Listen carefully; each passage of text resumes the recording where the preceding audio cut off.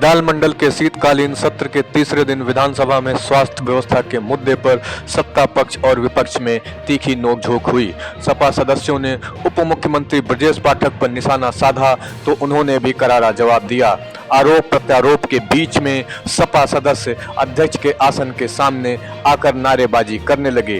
उप मुख्यमंत्री ब्रजेश पाठक के खिलाफ असंसदीय नारे भी लगाने लगे। मना करने के बाद भी नारेबाजी करते रहने पर विधानसभा अध्यक्ष सतीश महाना ने सपा विधायक अतुल प्रधान को पूरे सत्र के लिए सदन से निष्कासित कर दिया। अध्यक्ष के आदेश पर मार्शल विधायक को उठाकर सदन से बाहर ले गए।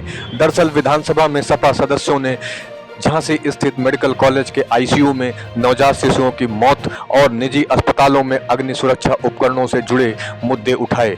उप मुख्यमंत्री ब्रजेश पाठक जवाब देने के लिए खड़े हुए तो सपा सदस्यों ने टीका टिप्पणी शुरू कर दी। सपा विधायकों ने सवाल उठाते समय उप मुख्यमंत्री ब्रजेश पाठक की ओर इशारा करते हुए कहा कि वे सीधा जवाब देने के बजाय नाराज हो जाते हैं। ब्रजेश पाठक ने जवाब देते हुए कहा कि सदस्यों को ये पता होना चाहिए कि पीएचसी में इमरजेंसी नहीं होती है। उन्होंने सदन को गुमराह करने की भी बात कही और नेता प्रतिपक्ष की ओर इशारा करते हुए कहा कि आपके इस पर हस्ताक्षर हैं। सपा सदस्यों ने फिर से टिप्पणी की तो उप मुख्यमंत्री ने कहा कि आप भाला फेंकेंगे और हम क्या रबर की गोलियां भी नहीं चलाएं। इस बीच सपा विधायक महबूब अली ने उन्हें टोका तो चुटकी लेते हुए उन्होंने कहा कि अभी दवा ले लिए हैं क्या। इस पर सपा सदस्यों ने उप मुख्यमंत्री के खिलाफ भ्रष्टाचार का आरोप और असंसदीय शब्दों का प्रयोग करते हुए नारेबाजी शुरू कर दी। वे सदन से बहिर्गमन कर गए। कुछ देर बाद लौटे और बेल में धरना शुरू कर दिया। शोर शराबे के बीच उप मुख्यमंत्री स्वास्थ्य विभाग की उपलब्धियां बताते रहे। हंगामे के बीच सपा विधायक अतुल प्रधान ने फिर से टिप्पणी की तो विधानसभा अध्यक्ष सतीश महाना ने उन्हें पहले समझाया और शांत होने का निर्देश दिया। वो नहीं माने तो उन्होंने अतुल प्रधान को पूरे सत्र के लिए निष्कासित कर दिया। मार्शलों को आदेश देते हुए ये कहा कि इन्हें उठाकर बाहर फेंक दो। यहाँ तक कि कहा कि आपकी विधायकी खत्म करवा दूंगा। ऐसे में 5 मार्शल आए और विधायक को उठाकर बाहर लेके चले गए। विधानसभा में उस समय सन्नाटा पसर गया जब विधानसभा अध्यक्ष ने घोषणा की कि जिस दिन 403 में से एक भी विधायक मेरे प्रति अविश्वास जताएगा तो मैं उसे दिन पद छोड़ दूंगा। महाना ने कहा कि जब तक मैं इस पीठ पर बैठा हूं तब तक सदन नियम से चलेगा। कोई सदस्य इसके विपरीत आचरण करेगा तो मैं उसके खिलाफ कार्रवाई जरूर करूंगा। उन्होंने कहा कि मैं जिस जाति से आता हूं उस जाति का कोई वोट बैंक नहीं है। दरअसल मंगलवार को एक विधायक ने मीडिया के सामने विधानसभा अध्यक्ष पर सरकार के इशारे पर काम करने का आरोप लगाया था। RNN news bureau report.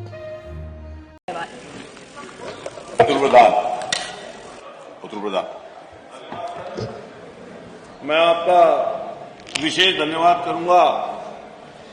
जिस विषय पर मैं सालों साल से संघर्षरत हूं उस पर आज मुझे नियम 56 में बोलने का मौका आपने मान्यवर दिया। हम लोग इस सदी की सबसे बड़ी त्रासदी कोरोना को अभी बहुत नजदीक से मान्यवर देखे हैं। वो ऐसा समय था जब सड़कें सुनसान थी। ऐसा लग रहा था कि जैसे सब कुछ थम सा गया, रुक सा गया। लेकिन उन्हीं सड़कों पर हमने लोगों को रोते हुए देखा, मान्यवर बिलखते हुए देखा और वो पीड़ा, वो कष्ट जिसने अपने लोगों को मरते हुए देखा है उससे ज्यादा बेहतर तो कोई नहीं समझ सकता। मैंने भी मान्यवर अपने परिवार के एक सदस्य को खोया उस कोरोना में। हमारे बड़े भाई ताऊ जी के लड़के जो हमारे पिता समान थे उसी कोरोना की त्रासदी में चले गए। और ना जाने कितने परिवार ऐसे हैं जिन्होंने अपनों को खोया। किसी मां ने बेटा खोया, किसी पिता ने अपना बेटा खोया, किसी बहन ने अपना भाई खोया और हर जगह पूरे देश में, पूरे विश्व में त्रासदी थी। लेकिन ये 25 करोड़ की आबादी का प्रदेश जिसमें अपार क्षमताएं हैं, बड़े बड़े मेडिकल कॉलेज में इंफ्रास्ट्रक्चर बहुत महत्वपूर्ण है, बहुत बड़ा है। हमने सिलेंडर की कमी, ऑक्सीजन सिलेंडर की कमी के कारण लंबी लंबी लाइनें देखी और वो सारी पीड़ा, वो सारा कष्ट देखा और शायद मान्यवर जितने यहाँ पर सदस्य दर्शक दीर्घा में आदरणीय पत्रकार सब साथी बैठे हैं, ऐसा कोई ना कोई सगा संबंधी, जानकार, पड़ोसी, गांव का कोई ना कोई सदस्य सबने खोया। जब इतनी बड़ी त्रासदी हम लोगों ने देखी, उसके बाद में भी सरकारी प्रशासन, सरकारी व्यवस्थाएं, सरकारी स्वास्थ्य व्यवस्थाएं इस कदर खराब हैं कि वो हर दिन कोई ना कोई ऐसी फोटो, ऐसी पिक्चर कहीं मोबाइल पर, कहीं टीवी पर, कहीं अखबारों में हर दिन दिखाई देती। हमें जब अभी कुछ दिन पहले झांसी में नवजात 11 बच्चों की जलने के कारण मृत्यु हुई, उसमें गोरखपुर की याद हम लोगों को आई, क्योंकि गोरखपुर में भी एक बड़ी त्रासदी हुई थी कुछ साल पहले। लेकिन जब गोरखपुर के बाद आपके झांसी के मेडिकल कॉलेज में इतनी बड़ी त्रासदी हुई और उसके बाद में जो लीपापोती उस पर हुई, वो मान्यवर बहुत अफसोसजनक है। और उसके बाद में संवेदनहीनता की वो सारी हदें पार हो गई, जब वहां पर तो लाशों में बच्चियां, जिनकी माएं थी, जिनके बच्चे थे, उनकी माएं बिलख रही थी। पूरा झांसी और पूरा प्रदेश कोहराम में था। वहां पर माननीय डिप्टी चीफ मिनिस्टर साहब के लिए कली बिछाई जा रही थी, पर्दे बदले जा रहे थे और ऐसी व्यवस्था की जा रही थी कि ना जाने किस चीज के लिए माननीय मंत्री जी आ रहे हैं। और क्या सोचा होगा जिला अस्पताल के प्रशासन ने, और क्या सोचा होगा वहां के स्थानीय प्रशासन ने, जो इस तरह की व्यवस्था करके दी। लेकिन आज तक मान्यवर उन विभाग के लोगों पर, और खास तौर से जो वहां के प्रिंसिपल थे, एनएस सेंगर, जो वहां पर प्रिंसिपल थे और प्रिंसिपल होने के नाते जिनकी सबसे बड़ी जिम्मेदारी थी, आज तक कार्रवाई के नाम पर मान्यवर उनके ऊपर सिर्फ यह किया गया कि वो लखनऊ से अटैच कर दिए गए। मैं आपके माध्यम से माननीय मंत्री जी से कहना चाहता हूं, उस अस्पताल में प्रिंसिपल साहब के साथ साथ ऐसे कई डॉक्टर हैं जो प्राइवेट प्रैक्टिस में ही नहीं बल्कि प्राइवेट अस्पताल वहां पर संचालित कर रहे हैं। इसलिए उनकी जितनी भी सोर्सेस हैं, जितनी उनकी विद्वानियत है, जितना उनको काम वहां अस्पताल में करना चाहिए मान्यवर, वो सरकारी सुविधा नहीं दे पा रहे। और यहां तक कि मैं आपको बता दूं जानकारी के लिए, प्रिंसिपल साहब श्री हॉस्पिटल चला रहे हैं, डॉक्टर राजकुमार वर्मा आपके हॉस्पिटल चला रहे हैं, doctor Kuldeep Chandel sunshine hospital चला रहे हैं, डॉक्टर हमारे आशीष जी राजपूत आपके सनोज हॉस्पिटल चला रहे हैं, डॉक्टर संगीता राठौर वहां मां वैष्णो हॉस्पिटल चला रही हैं। तो मैं मान्यवर ये कहना चाहता हूं आपके माध्यम से कि ऐसी परिस्थितियों के बावजूद भी ऐसा क्या दबाव है, ऐसी क्या चीजें हैं इतनी बड़ी त्रासदी के बाद भी जिससे पूरा देश हिल गया हो, और वहां पर अभी तक उनकी जिम्मेदारी तय नहीं की गई, बल्कि प्रशासन ने एक एक पल्ला झाड़ लिया कि ये आग शॉर्ट सर्किट से लगी है।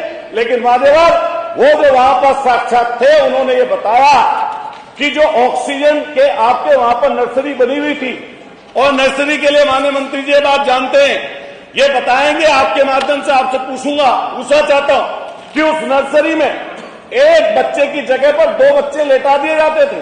उस ऑक्सीजन सिलेंडर से पाइप हट गया, पाइप हटने के कारण वहां पर नर्स पहुंची, उसे जैसे माचिस की तिल्ली जलाकर कोशिश की कि उस पाइप को गर्म करके चढ़ा दूं उस पर ऑक्सीजन के सिलेंडर पर, वो जैसी ही तिल्ली लगाई वो आग में तब्दील हो गया।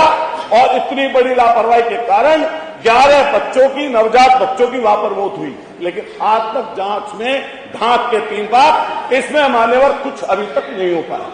मैं आपके माध्यम से कहूंगा कि माननीय मंत्री जी जांच करा ले, और करा ली होगी आपने, कि ऐसी स्थिति क्यों आन पड़ी। और आपकी नाक के नीचे यहां पर माननीय अध्यक्ष जी, माननीय मंत्री जी की नाक के नीचे 3 बड़े अस्पताल हैं लखनऊ में। यहीं पर पीजीआई हो, केजीएमयू हो, चाहे आपके लोहिया हॉस्पिटल हो, आप वहां पर जाकर व्यवस्था देखिए।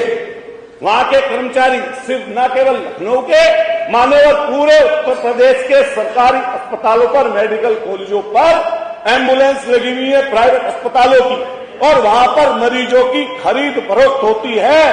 आज ही चले जाए माननीय मंत्री जी और यहां पर जाकर देख लें, प्राइवेट अस्पतालों की एम्बुलेंस खड़ी होंगी और उन प्राइवेट अस्पतालों वाले लोग इनके कर्मचारियों को मोटा पैसा देकर, कमीशन देकर, वहां पर इमरजेंसी में जो ऐसे लोग होते हैं जो 3-3 दिन तक वहां पर इमरजेंसी के बाहर पड़े रहते हैं, और ऐसी स्थिति इमरजेंसियों के सामने है कि वो गाड़ी में लेते रहेंगे, एम्बुलेंस में वाले लेते रहते हैं। ऐसी व्यवस्था है कि उनको मरीजों की फिर खरीद होती है और प्राइवेट अस्पतालों में वो लोग चले जाते हैं।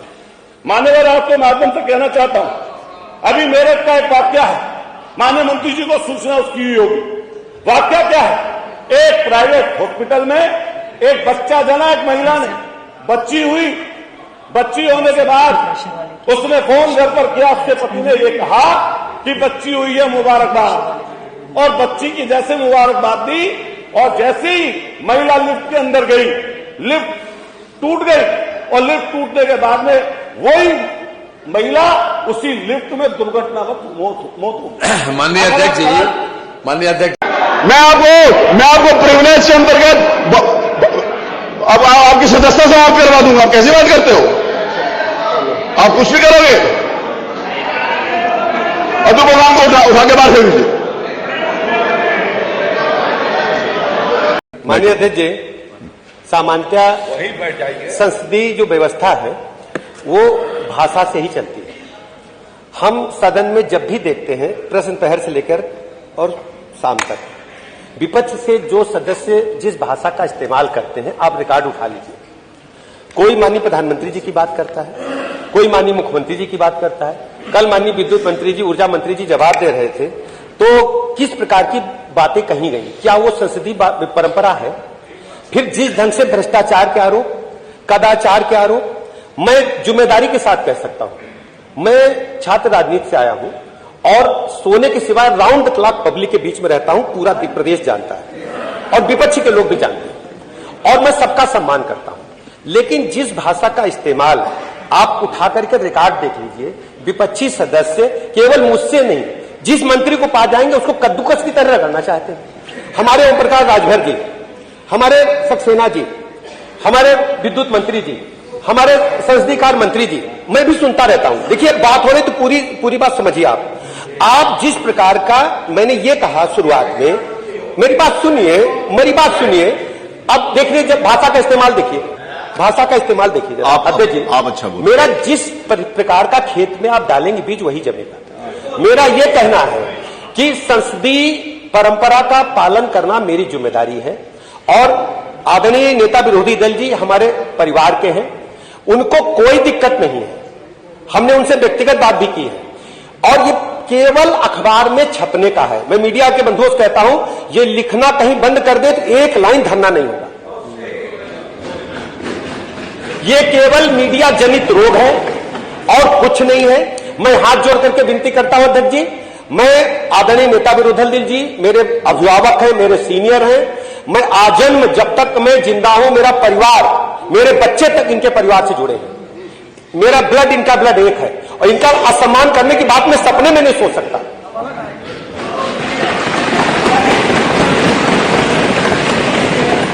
ठीक है। और ये जो बातें कही जा रही हैं, रिकॉर्ड निकलवा देख लीजिए। अगर हमने किसी से कह दिया कि शाम की दवाई ली, तो दवाई का आप वही दवाई क्यों समझ रहे हैं?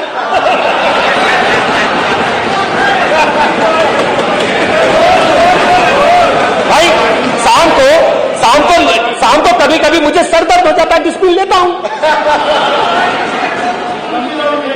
और मैं ये समझ नहीं पा रहा हूं अध्यक्ष जी। मैं सानुरोध निवेदन करता हूं कि केवल अखबार को आप प्रतिबंध कर दीजिए। मेरे मित्र, अखबार के मित्र बैठे हैं, आप लोग लिखो ना, एक दिन धरना नहीं होगा, घर से चल के लोग नहीं आएंगे।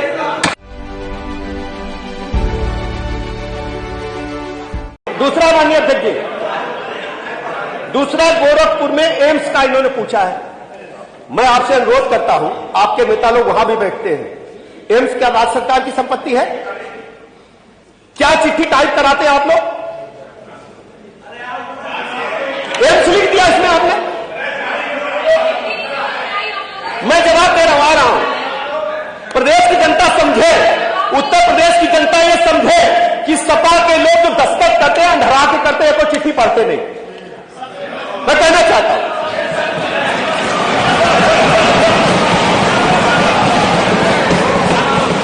दूसरा क्या है, दूसरा अध्यक्ष जी क्या मसला क्या जानते हैं? टोटल ये सब केवल गले की खराश साफ करते हैं।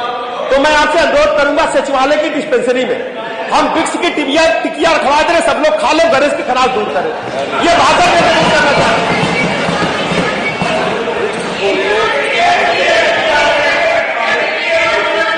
अरे कमाल लगता है, तुम तो यार साथ